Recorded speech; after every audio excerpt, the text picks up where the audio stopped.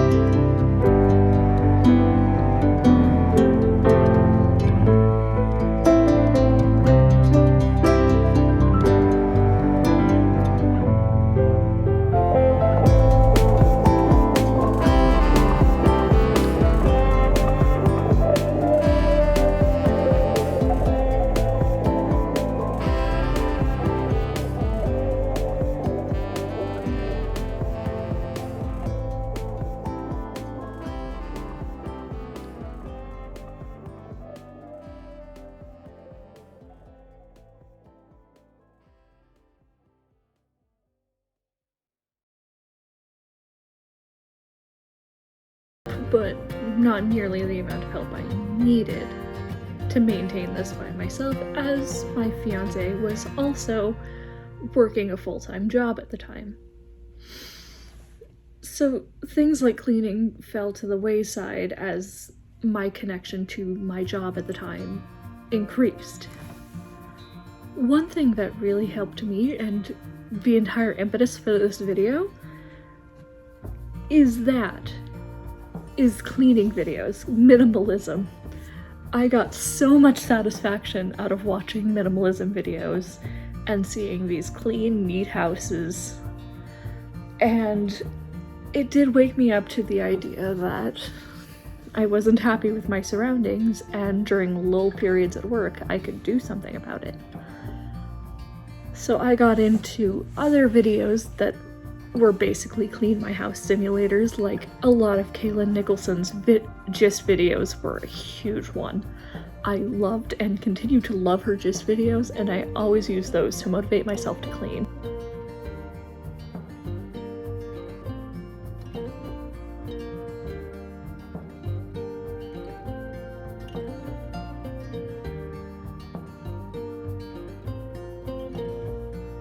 And I don't know, that's the kind of energy I want to bring to here.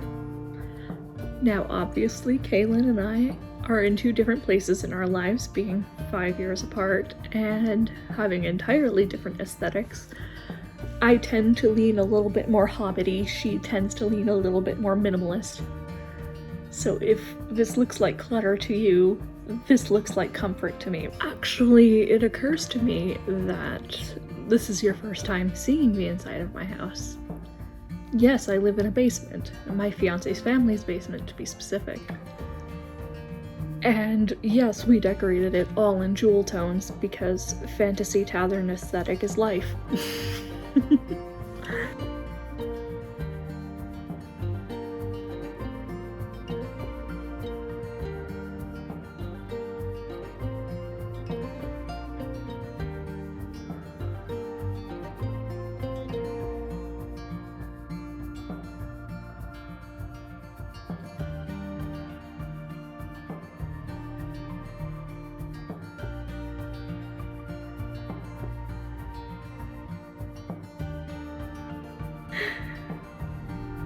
With layers of Studio Ghibli.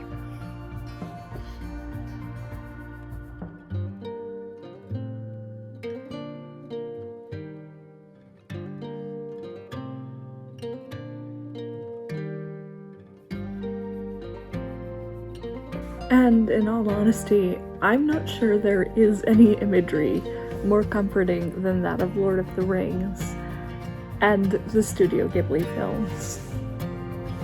There's just something so warm and cozy about them that's very comforting.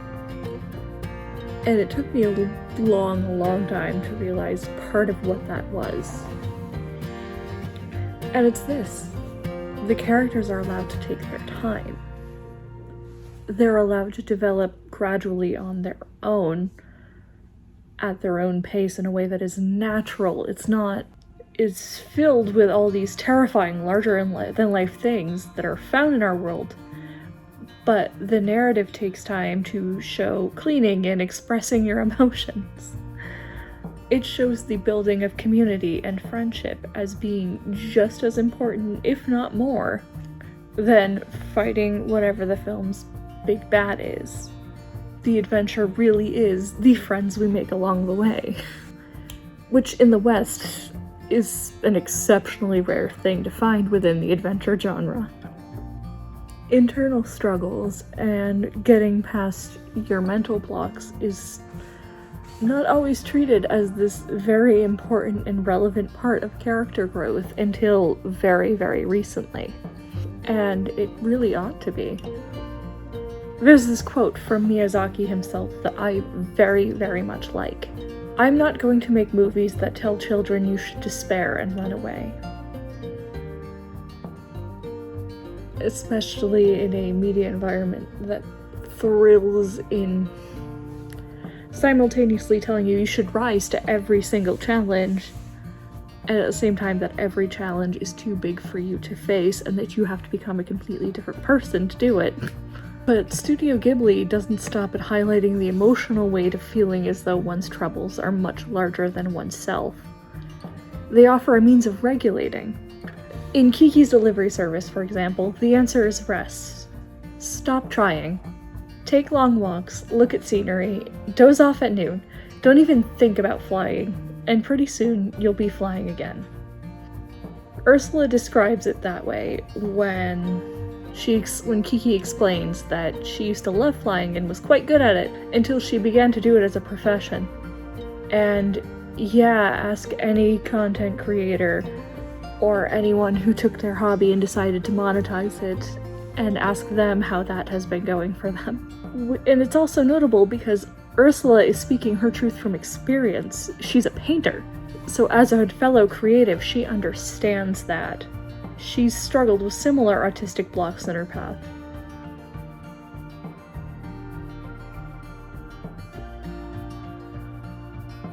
Sometimes it's a matter of really going counterintuitive to our hustle and grind nonstop culture. Sometimes the very best thing you can do for your ambitions is to intentionally step back and prioritize something else for a while, allowing different aspects of yourself to flow outward from that, and seeing where that goes. Sometimes the best way to continue on with your journey is to stop for a while, and I think Miyazaki's really good at showing that. And frankly, so is Tolkien. Some of the best points in the narrative is when the narrative stops dead to really explore the world it's in, or to really explore the characters that are being built. That's a big reason a lot of the fan base bitches incessantly about Tom Bombadil and why is he not in the movies? I'm not gonna throw my hat in that ring. No, I'm not gonna light myself on fire like that. The best point in any of the Silmarillion or any of Tolkien's work is when he stops and really explores a concept.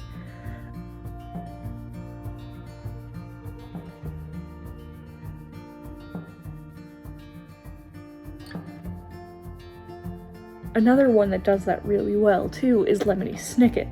Lemony Snicket will stop the plot dead to really drive a singular point home.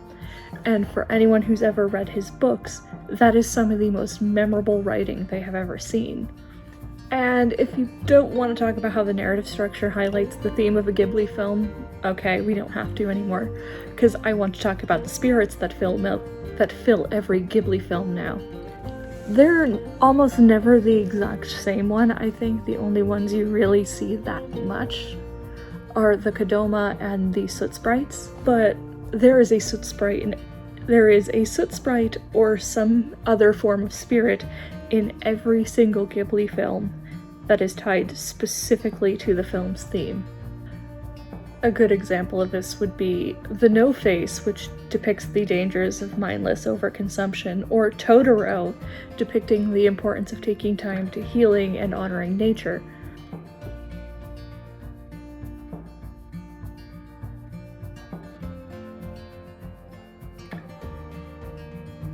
But those aren't my favorite. They're close, but they're not my favorite. Mine are the Soot Sprites. There is something about them that just speaks to me. They're friendly and hardworking. They're driven to task with a single-minded focus to a point where they occasionally take on too much and require outside assistance just to keep going. Sprites are known to be excellent judges of character, choosing only to yield their spaces to genuinely good and kind people, as happened in My Neighbor Totoro. They're also motivated by sweets, which definitely resonates with me. Spirits in the world of Miyazaki are a manifestation of the space they inhabit.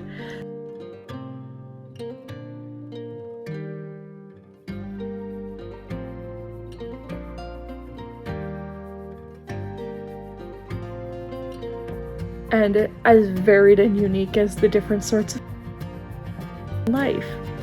Their designs are otherworldly, but visually comforting on a consistent basis. But that's not what we're here to discuss today. We're here to discuss why Ghibli films are so comforting, and to watch me clean my house. And yeah, that basically boils down to the romanticization of simplicity and domestic upkeep. Something else I rather like about Ghibli films is the emphasis on community.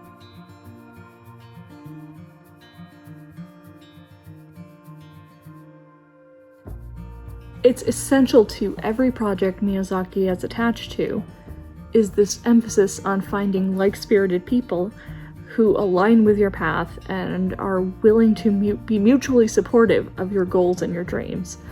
People who want what's best for you, who also have their own life and goals, attending to their own business while encouraging you in yours. While the protagonists of Studio Ghibli are shown to be fierce, capable, and independent, they're never truly alone for any real serious amount of time. They have friends and family who care about them, and who are not shamed for wanting something different than what the protagonist wants, which is something Disney is notorious for doing. Oh, you want something different than what the princess wants? Well, you must be an evil, bad person who doesn't really want any adventure or anything like that. That's not really Ghibli's thing.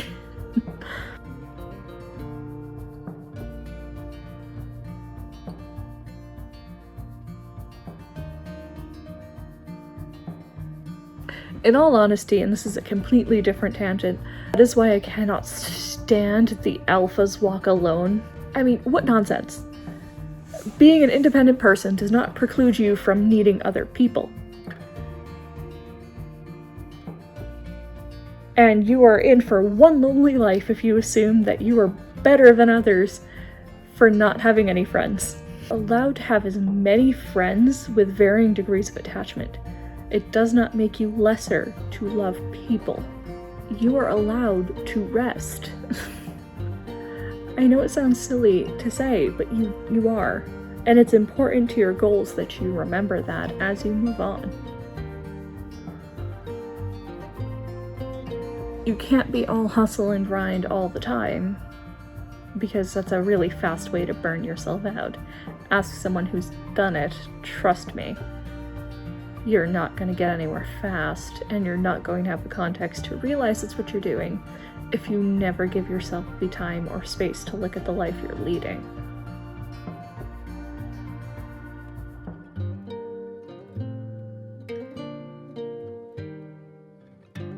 Ghibli films are important for that reason, after all. They're about providing comfort, but they're also teaching you how to comfort yourself. They're about teaching you to preempt burnout or anything like that, by showing you what you can do about it while you're in the process. While you're in the weeds of reteaching yourself to fly, they're telling you to rest and focus on the environment around you, because that is a small thing you can control. And that's what I've been doing today. I'm just taking this little window of time to focus on this one thing I can control as my life starts to change. Now, if you have any questions, feel free to look over my blog, my Instagram, or my Twitter. And if you have any further questions, feel free to drop them in the comments below. Now, until next time, I will see you in the next chapter. Bye, guys.